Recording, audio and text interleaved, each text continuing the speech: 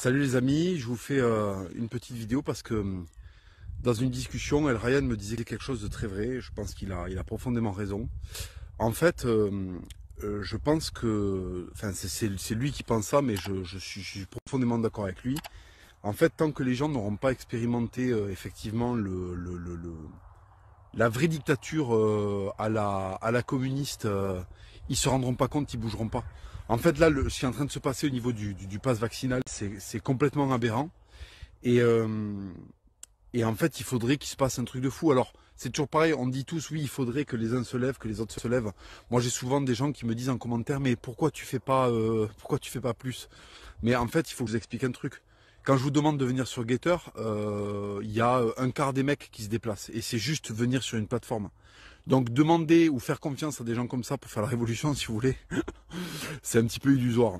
Parce qu'en fait, Internet est rempli de mecs qui disent oui, mais qu'est-ce qu'ils font, les influenceurs, qu'est-ce qu'ils font? Ben déjà, on fait notre part de travail. Moi, j'estime que franchement, je mouille le maillot quand même. Vous n'avez pas l'envers du décor, mais j'estime que je mouille le maillot. Après, je peux pas faire tout seul et je peux pas être sur tous les fronts, hein. Voilà. Et on a tous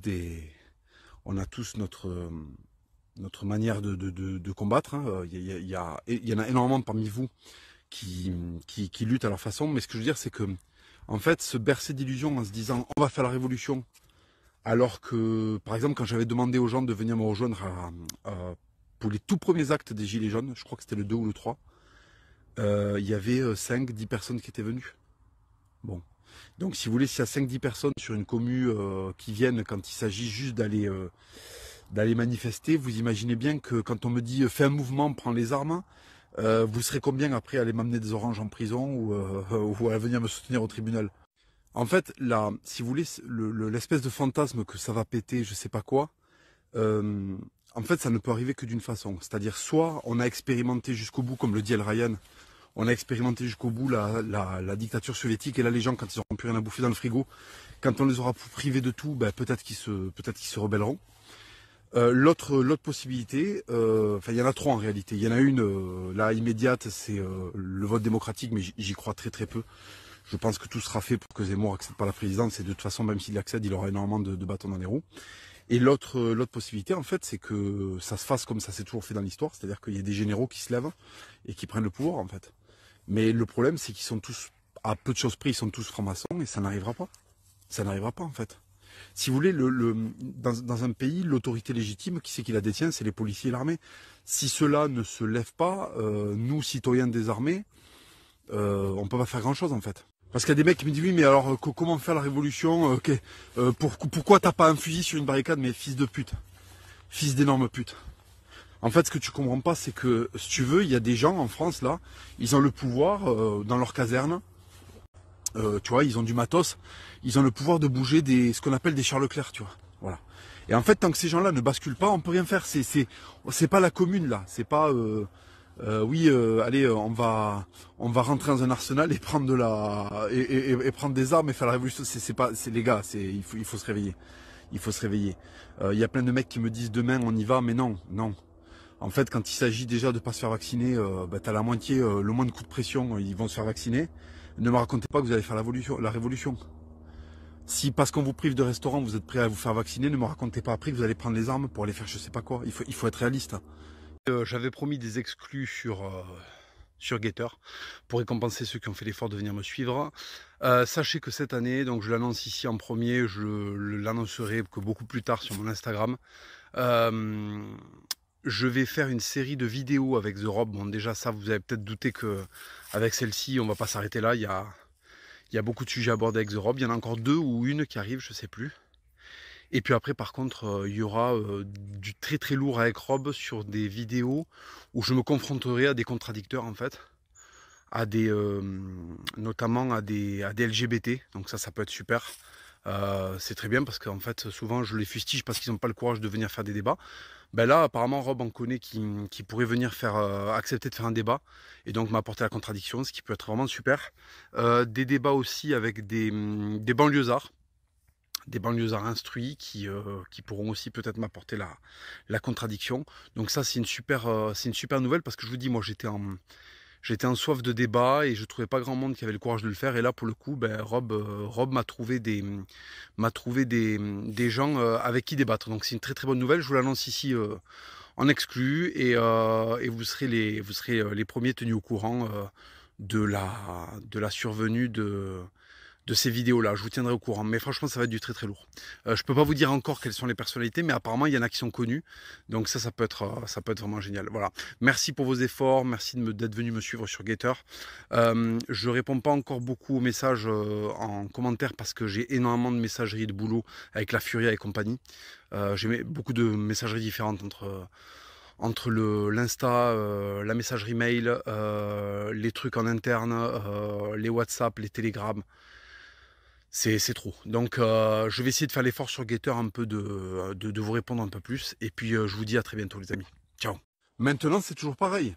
Mettez-vous à la place de ce mec bien placé. Parce que là du coup, vous vous défaussez sur moi et moi je me défausse sur ce mec là.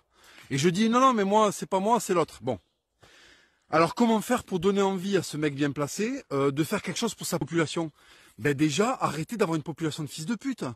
Un gradé, un militaire, quand il se réveille le matin et qu'il voit que la moitié de la population c'est des communistes, l'autre moitié c'est des salafistes, l'autre moitié, oui je sais, il n'y a que deux moitiés pour faire un, ta gueule. L'autre moitié c'est des woke Netflix demeurés de lycéens, d'étudiants de merde. Eh ben le mec, qu'est-ce qu'il fait? Bien sûr, il va dire ben non en fait. Pourquoi est-ce que je redresserais un pays pour un amas de fils de pute pareil? C'est pour ça qu'en fait, au bout du bout, on en vient à la doctrine que j'ai à la base, qui est que faites d'abord individuellement des efforts pour rehausser notre nation et son mérite, et là peut-être qu'il se passera des trucs historiques. Si on se comporte comme des chiffons, on aura une histoire de chiffons. Si on se comporte comme des merdes, on aura une histoire et un destin de merde en fait. C'est ça que vous comprenez pas. En fait, les gens ont pris la mauvaise habitude dans ce pays de se défausser et d'être attentistes et de déléguer. Voilà, c'est toujours, ça doit partir. Individuellement, on ne peut rien faire. C'est toujours, il faut toujours que ce soit l'autre, quoi. Mais les gars, est-ce que vous avez compris que c'est la somme des individualités qui va faire que ça bouge? Si on envoie des signaux d'envie de survie, si on arrête d'envoyer des signaux de suicide, ben, il se passera peut-être quelque chose. C'est pour ça que le vote Zemmour n'est pas inutile, parce qu'en fait, voter Zemmour, ça montre qu'on existe, qu'on est beaucoup, qu'on n'est pas d'accord avec la politique qu'il y a actuellement, et qu'en fait, on existe, qu'il y a encore des Français à sauver.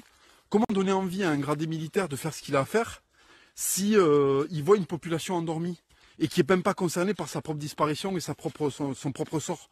Réfléchissez à ça, les gars, au lieu de demander des solutions extérieures. Salut à tous, je fais cette vidéo parce que je suis tombé sur ce que disait, sur ce qu'a dit Emmanuel Macron sur en fait les non vaccinés. Voilà, il a dit qu'il voulait les emmerder, qu'il avait envie d'emmerder les non vaccinés. Le truc qu'il y a, c'est qu'en fait si un président peut se permettre de dire un truc comme ça, et c'est ça qui est inquiétant, c'est qu'il se dit qu'il n'y aura pas de conséquences en fait. Je pense qu'en fait, on est dans un tel état de déliquescence, les Français sont dans un tel état de soumission qu'en fait, on peut tout leur faire. On peut littéralement les violer. Alors, ce viol va passer par des déclarations comme a fait celle du président.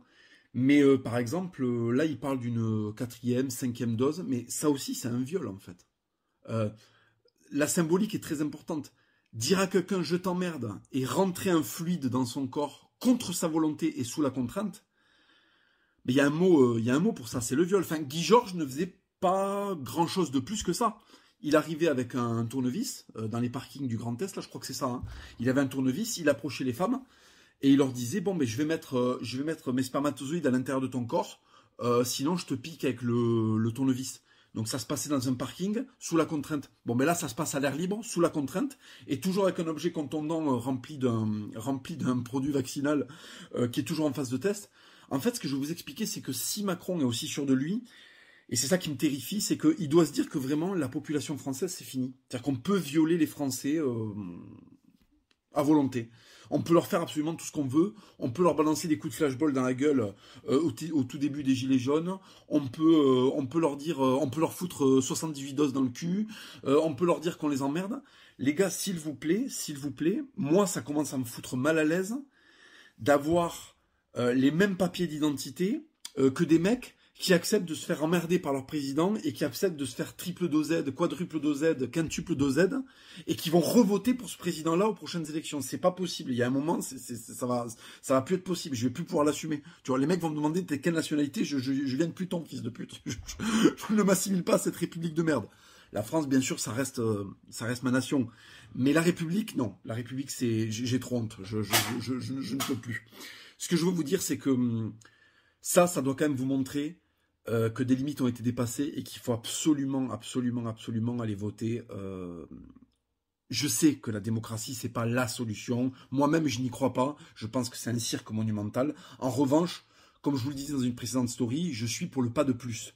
Et le pas de plus, ça peut aussi passer le petit pas de plus, par aller montrer que maintenant on est beaucoup. Et que quand Macron dit j'emmerde les non-vaccinés, ben on a un paquet à être non-vaccinés. Et que donc il emmerde une partie substantielle de la population française. Pardon. C'est très important de montrer qu'on existe. C'est très important. Quand il y a eu les gilets jaunes, je peux vous garantir, alors après ça a été récupéré par la gauche, ça a été détruit définitivement, ça a été mort et enterré. Quand il y avait des boomers avec des drapeaux de la CGT, c'était fini. C'était fini. Voilà. Les 3 premiers actes, c'était du solide, c'était le pays réel. À partir du moment où il y a eu des boomers avec des drapeaux, c'était fini. Donc si vous voulez, ils ont eu un avant-goût de ce qu'on est capable de faire, mais ils ont trouvé très vite le moyen de le détruire. S'il vous plaît, le vote est important. Je sais que ça va pas régler les choses, mais ça va montrer qu'on est là. Ça va montrer qu'on est déterminé, ça va montrer qu'on assume nos idées. Très important. Très important. La gauche hallucine de ce que dit Zemmour. Il faut montrer que nous, on n'a aucun problème à l'assumer. Et le vote, c'est ça aussi. Voilà. Donc je rejoins Stéphane Ravier quand il vous demande d'aller voter. Il a raison. Allez voter. Allez défendre, allez faire porter votre voix, malgré tout, même si ça va pas tout régler. Allez quand même le faire. Parce que là, ça devient trop insultant. Salut à tous, vous avez découvert donc le projet Terre de France à propos du film qu'on voudrait réaliser. Alors je vous rassure, il y aura des acteurs professionnels. En fait, on va pas avoir des rôles principaux, on va avoir des rôles dans le film, mais on aura les rôles principaux. Ce seront des acteurs professionnels qui ont les rôles principaux. Il s'agit pas de s'improviser comme ça acteur, c'est un vrai métier. Et donc, il y aura des acteurs professionnels pour le faire. D'autre part, pour ce projet, en fait, on se plaint, et moi le premier régulièrement, que le cinéma français tourne toujours autour des mêmes thématiques, n'en aborde pas d'autres, délaisse complètement notre histoire, alors que vous avez d'autres industries du cinéma qui n'arrêtent pas de glorifier l'histoire. Je pense notamment à Hollywood, l'histoire des États-Unis par exemple. Et il y a rarement des films qui mettent à l'honneur l'histoire française. Notre idée, c'est d'arriver en fait à faire un film, enfin de montrer avec ce film qu'il y a des gens pour qui ça a de l'intérêt l'histoire. Montrer qu'il y a une véritable attente en fait du public français pour voir et revoir ce qui se faisait à l'époque des films qui traitent de l'histoire de France, qui met à l'honneur l'histoire de France. Alors c'est très simple en fait. Plus le film va susciter d'engagement, plus le film va susciter d'intérêt. Déjà plus on pourra faire quelque chose d'ambitieux. Et d'autre part, plus ça montrera à l'industrie mainstream subventionnée via le CNC, qu'il y a un public qui est malheureux, qui ne trouve pas des films qui lui conviennent au cinéma. Et ça, c'est une manière de le montrer. Si jamais, avec ce film, on arrive vraiment à faire beaucoup de réservations, beaucoup d'intérêt, ça va expliquer qu'il y a des gens qui ont envie de voir ce genre de film. Et peut-être que ça va susciter des vocations, peut-être qu'on va voir un petit peu plus de films comme on voudrait voir sur l'histoire de France. Et ça vaut le coup de le tenter. Parce qu'en réalité, on ne fait pas autre chose que ce qu'on fait avec la Furia, avec ce projet-là. C'est-à-dire essayer de créer un objet artistique qui soit porteur de nos idées dans un nouveau secteur. Il y a eu le livre, il y a eu la BD, il y a eu les kiosques avec la Feria, le magazine trimestriel. Et là, on essaie de s'attaquer de manière tout à fait modeste, beaucoup plus modeste qu'avec la Furia, mais on essaie de s'attaquer à la gigantesque industrie du cinéma français, en essayant de lui montrer que on veut des films qui parlent de l'histoire de France, qui parlent de notre pays, qui parlent de nos traditions. Et ça, c'est pareil, c'est un acte de militantisme comme un autre. Bon là plutôt fun, vous voyez, il s'agit pas de prendre des armes et de monter sur une barricade encore une fois, mais de montrer qu'on a envie de revoir des bons films et que ces films-là traitent de notre histoire. Voilà, c'est pour ça qu'on vous propose ce projet. Alors, ne nous racontons pas d'histoire, hein. C'est pas ce film-là qui va révolutionner l'industrie du cinéma, hein. C'est pas ce que je suis en train de vous dire, c'est pas ça. Mais ben, ça montre qu'on existe, hein, dans ce secteur-là. C'est important, et je vous le dis à chaque fois, que vraiment on fasse valoir nos idées dans tous les secteurs. Il n'y a rien à laisser au hasard. Je vous l'ai dit, la BD, les bouquins, la famille, quand vous parlez en famille, avec vos proches, vous faites aussi de la politique. Au boulot, c'est pareil. Quand vous tweetez, quand vous likez, ne serait-ce que ce que vous regardez sur YouTube est une forme de militantisme. Ce que vous soutenez. En fait, tout ce qui suscite de l'intérêt ben, est promu. Donc, si votre intérêt se porte vers ces choses-là, ben, ces choses-là ont un petit peu plus de visibilité. C'est aussi simple que ça. C'est vraiment le, le, on va dire le militantisme le plus basique. Voilà. Donc, écoutez, on va essayer de faire notre mieux. Je crois que le projet est pris très au sérieux par les gens qui l'ont lancé. Et je pense que ça peut donner... Ouais, pardon, je disais, ça peut donner quelque chose de pas si mal que ça. Je vois beaucoup de réactions de gens qui disent « Ah, il va pas y avoir assez de budget, gna gna gna ». Les gars, il faut tenter. Il faut tenter. Je vous l'ai déjà dit dans plusieurs de mes stories, le militantisme, c'est pas un coup gagnant à chaque fois. Il faut tenter des choses, il faut oser. Voilà. On a osé avec le trimestriel La Furia, on pensait pas que ça aurait autant de succès. Ben, c'est un succès énorme. Et ça montre à nos adversaires, notamment aux journalistes de Libération qui n'ont pas très apprécié, qu'on est là.